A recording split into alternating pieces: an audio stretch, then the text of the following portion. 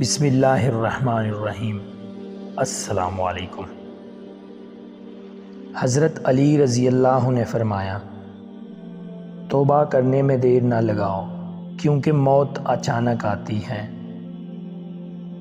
تمہارا بیٹا ابتدائی 7 سالوں میں تمہاری خوشبو ہے، اس کے بعد والے 7 سالوں میں تمہارا خادم ہوگا، اور اس کے بعد یا تو تمہارا دشمن ہوگا یا پھر دوست۔ غیبت کرنا کمزور آدمی کی آخری کوشش ہوتی ہے۔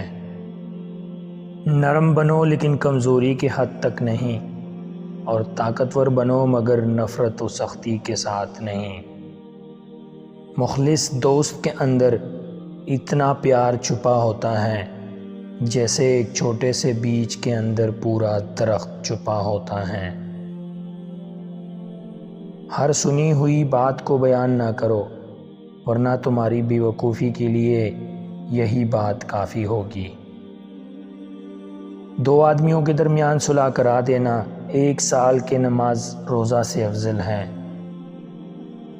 100 دوستوں سے بہتر وہ ایک دشمن ہے جو دل میں نفرت تو رکھتا ہے لیکن منافقت نہیں کرتا۔